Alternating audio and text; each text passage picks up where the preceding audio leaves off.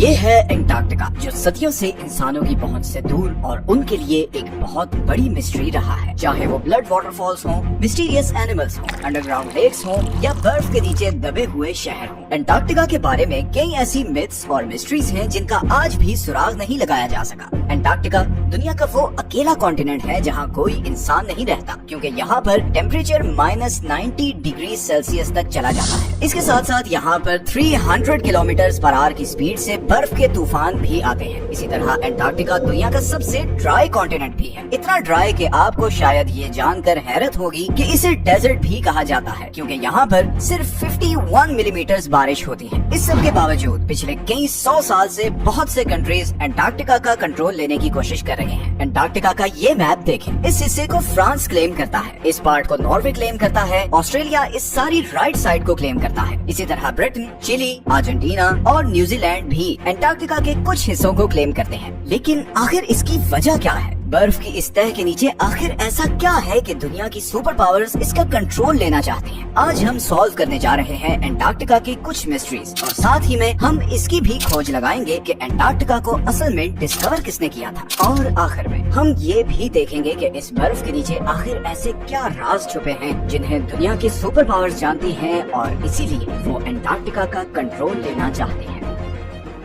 Antarctica کس نے discover کیا؟ Depends on who you are asking. Britishers کہتے ہیں کہ انٹارکٹیکا انہوں نے ڈسکور کیا تھا، جبکہ رشینز کہتے ہیں کہ سب سے پہلے انہوں نے یہاں قدم رکھا تھا. لیکن انٹارکٹیکا کا ذکر آج سے کئی ہزار سال پہلے گریک فلاسفر ایرسٹوٹل نے کیا تھا، جب اس نے کہا کہ زمین گول ہے اور نارتھ اور ساؤتھ پول ایک دوسرے کے مرر امیجز ہیں. 2021 میں Royal society of New Zealand کی ایک اسٹڈی پبلش ہوئی جس میں یہ کہا گیا کہ ادھر آسٹریلیا کے پاس پولینیشین آئیلینڈز پر رہنے والے ماوری لوگ شاید پہلے انسان تھے جو 7ویں صدی میں انٹارکٹیکا پہنچے تھے، کیونکہ ان کی پرانی کہانیوں میں ایک ایسے برفیلے کانٹیننٹ کا ذکر ملتا ہے جو زمین کی سدرن سائڈ پر ہے. خیر ریکارڈڈ ہسٹری میں برٹش آفیسر جیمز کک وہ پہلا یورپین تھا جو انٹارکٹک سرکل کراس کر کے ادھر انٹارکٹیکا کے پاس پہنچا. لیکن وہ ابھی انٹارکٹیکا سے 130 کلومیٹر دور ہی تھا کہ اس نے اپنی شپ واپس موڑ لی، کیونکہ اسے انٹارکٹیکا تو نظر نہیں آیا مگر پانی میں تیرتے ہوئے آئس برگز ضرور نظر آئے، اور سمندر کے تیور ایسے تھے کہ شپ کو آگے لے کر جانا بہت خطرناک تھا. اسی لیے جیمز کک نے کہا تھا کہ اس سدرن کانٹیننٹ تک پہنچنا اتنا خطرناک ہے کہ شاید ہی کبھی کوئی انسان یہاں تک آئے. کیپٹن کک کے بعد اور بھی بہت سے لوگوں نے انٹارکٹیکا ڈسکور کرنے کی کوشش کی مگر وہ کامیاب نہیں ہو سکے. پھر 19ویں صدی کے آتے ہی اکنامک ڈومیننس کے لیے کنٹریز کے بیچ ایک کمپٹیشن شروع ہو گیا. دنیا اب ایک نیو ورلڈ آرڈر کی طرف بڑھ رہی تھی. ریسورسز اور نئے ٹریڈ روٹس ڈسکور ہو رہے تھے، انڈسٹریز لگ رہی تھی. ہر کنٹری آنے والی نئی صدی میں سپر پاور بننا چاہتا تھا، اور اسی لیے ایکسپلوریشنز عروج پر تھی. ایسے میں 1819 میں رشین امپائر نے رشین ایکسپلورر فیبین وان بیلنگز ہاؤسن کو یہ ٹاسک دیا کہ وہ پوری دنیا کے گرد چکر لگائے اور نئی کنٹریز اور کانٹیننٹس ڈسکور کرے. 1820 میں فیبین نے کیپٹن کک کی پریڈکشن غلط ثابت کی اور یہاں سدرن اوشن میں پہنچ کر انٹارکٹیکا کو بہت قریب سے دیکھا. گو کہ اس نے انٹارکٹیکا پر قدم نہیں رکھا تھا مگر اسے ماڈرن ہسٹری کا وہ پہلا انسان کہا جاتا ہے جس نے انٹارکٹیکا کو دیکھا تھا. پھر 1900 سے 1920 کے بیچ بہت سے ایکسپلوررز نے انٹارکٹیکا کا رخ کیا. British explorer Robert falcon Scott 1911 میں اپنی ٹیم کے ساتھ انٹارکٹیکا پر اترا اور تقریباً 400 مائلز تک آگے گیا، مگر پھر خراب موسم اور بھوک کی وجہ سے اسے واپس پلٹنا پڑا. لیکن واپسی کا یہ سفر بہت ہی بھیانک ثابت ہوا. اسکاٹ اور اس کی ٹیم سخت سردی اور برفانی طوفان میں پھنس گئے اور ان سب کی موت ہو گئی. پھر ورلڈ وار 1 کے بعد بہت سی کنٹریز نے یہاں اپنی ٹیمز بھیجی اور اس کانٹیننٹ کو کلیم کرنے کی کوشش کی. 1939 میں ہٹلر کے کہنے پر جرمن ایئر فورس نے یہاں نازی فلیگز بھی گرائے تاکہ اس ایریا کو نازی جرمنی کے کنٹرول میں دکھا سکے. ورلڈ وار 2 کے بعد بہت سی کنٹریز نے یہاں اپنے ریسرچ اسٹیشن سیٹ اپ کیے اور یہی سے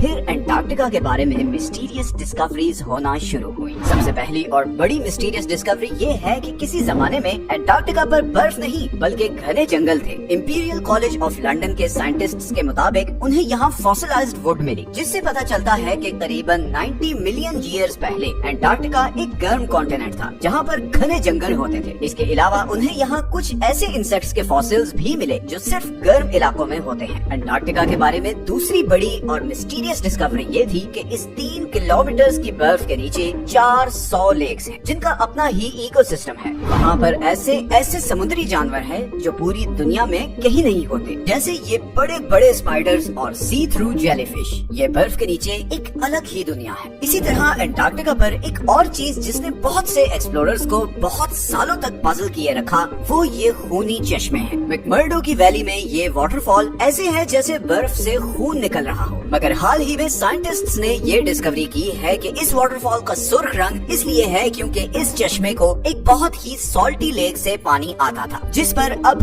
कई 100 फुट बर्फ पड़ चुकी है और वो लेक एटमॉस्फेयर से बिल्कुल कट ऑफ है। इस पानी में बहुत ज्यादा आयरन है और इसीलिए जब ये पानी चश्मे में आता है तो ऑक्सीजन और धूप की वजह से पानी में मौजूद आयरन ऑक्सीडाइज होता है और उसका बिल्कुल जंग जैसा कलर हो जाता है। एंटार्क्टिका के बारे में तीसरी सबसे बड़ी मिस्ट्री और कॉन्स्पिरेसी ये है कि इस बर्फ के नीचे कोई एंशिएंट सिविलाइजेशन है। बहुत से लोगों ने ये क्लेम किया है कि यहाँ पर एलियन स्पेस शिप्स भी देखी गई हैं। 2016 में गूगल अर्थ पर एंटार्क्टिका में बहुत सी अनयूजुअल एक्टिविटीज रिकॉर्ड की गई हैं। कॉन्स्पिरेसी थ्योरिस्ट्स जहाँ इन्हें एलियन यूएफओज कहते रहे, वहीं बहुत से पॉलिटिकल एक्सपर्ट्स के नजदीक ये अमेरिका और दूसरे कंट्रीज के सीक्रेट एयर ऑपरेशंस हैं जो वो एंटार्क्टिका में कर रहे हैं। और यहीं पर आता है एंटार्क्टिका का वो हिडन पॉलिटिकल फ्रंट जिससे बहुत कम लोग अवेयर हैं। जहां बाकी पूरी दुनिया दूसरे जियोपॉलिटिकल इश्यूज में उलझी हुई है, वहीं अमेरिका, चाइना और सोवियत यूनियन अग्रेसिवली एंटार्क्टिका पर एक्सपीडिशंस भेज रहे हैं। इनफैक्ट चाइना ने तो वहां अपने मल्टीपल रिसर्च स्टेशन सेटअप किए हैं। 1959 की एंटार्क्टिक ट्रीटी के मुताबिक कोई भी कंट्री एंटार्क्टिका में साइंटिफिक इन्वेस्टिगेशंस कर सकता है, बस उसी इन स्टडीज का रिजल्ट सब कंट्रीज के साथ शेयर करना होंगे। 1992 में यूएस जियोलॉजिकल डिपार्टमेंट के सर्वे में ये डिस्कवरी सामने आई कि एंटार्क्टिका में 500 बिलियन बैरल्स के नेचुरल गैस और ऑयल के रिजर्व्स हैं, लेकिन चाइना और ये दूसरे कंट्रीज इस ऑयल और गैस के लिए एंटार्क्टिका में इंटरेस्टेड नहीं है। बल्कि हाल ही में एंटार्क्टिका में बहुत ही बड़ी क्वांटिटी में नियोडिमियम, प्रेजियोडिमियम, टर्बियम और डिस्प्रोजियम जैसे रेयर अर्थ मिनरल्स के रिजर्व्स डिस्कवर हुए हैं। ये वो मिनरल्स हैं जो सारी इलेक्ट्रॉनिक डिवाइसेस में यूज होते हैं और क्योंकि दुनिया का फोकस अब ऑयल और गैस से हटकर